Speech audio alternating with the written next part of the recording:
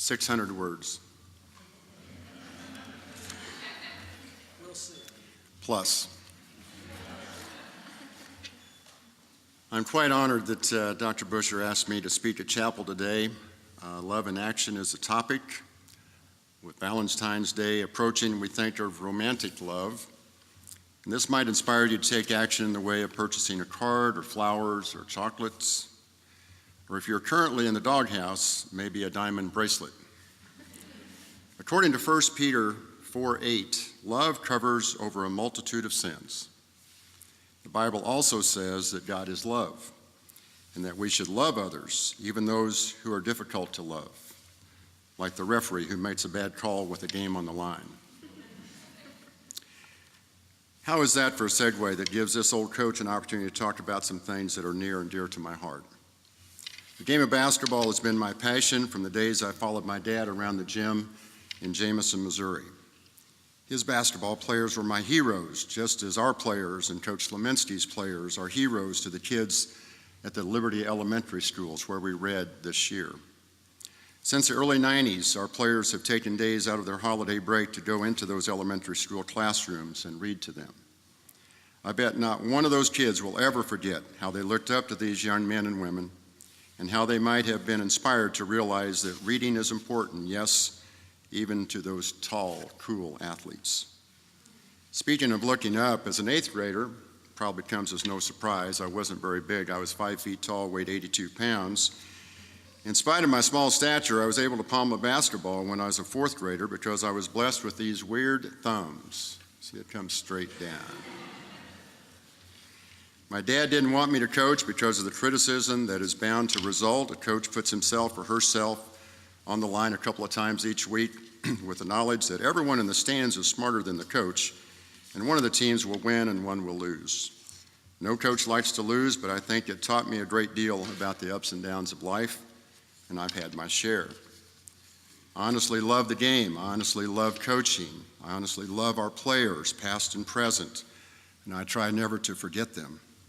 Some players I remember for their outstanding ability. Others I remember because they worked their tails off in practice, had contagious enthusiasm, and helped their teammates get better while they often set the bench.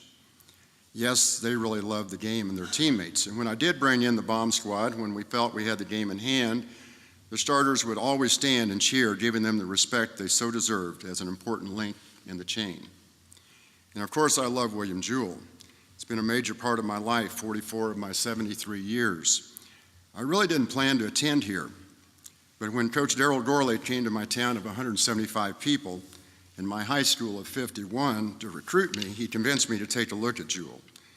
Well, I just knew it was the place for me, and I was right. I never looked back. In 1979, while coaching at Northwest Missouri State University, I got a call from Jewell asking me to apply for the head men's basketball coaching position. We had had a great recruiting class coming in at Northwest, so I pondered it for a while, but decided that this is where I should be, and I was right. To give students a perspective on what Jewell was like back in the day, we were required to be at 2 events in this building every week. Chapel on Tuesdays, convocations on Thursdays. We were allowed 2 absences with no penalty, and what was the penalty, you ask? Well, if you missed too many, you were required to take additional hours to graduate at William Jewell. But if you never missed, you were awarded an extra honor point towards your grade point average each semester. Well, guess what I did? I never missed. I needed those honor points.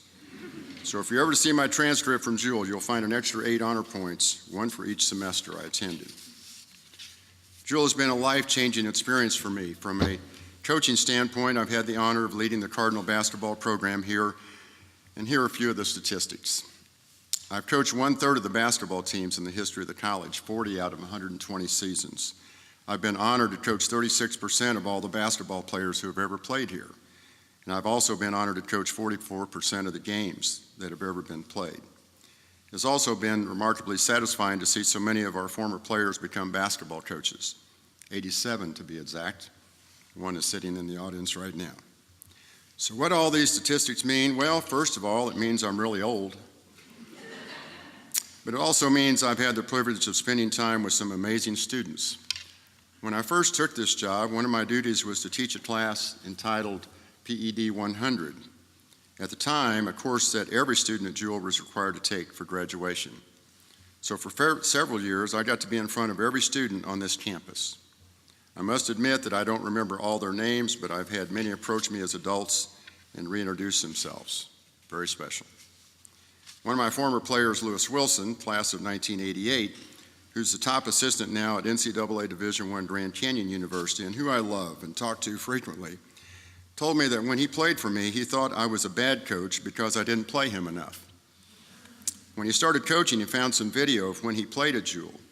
Now he thinks I was a bad coach because I played him too much.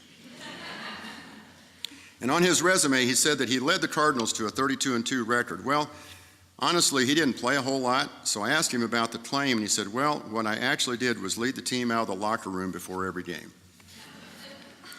I've always said Jewell is a special place. It changed my life, and it is changing yours as well.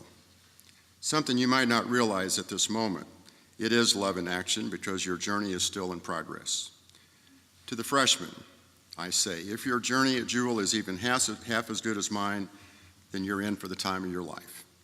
For you sophomores and juniors, I hope your journey is maximizing your potential. And for you seniors, your journey at Jewell is nearing an end, so make sure you live every day to the fullest.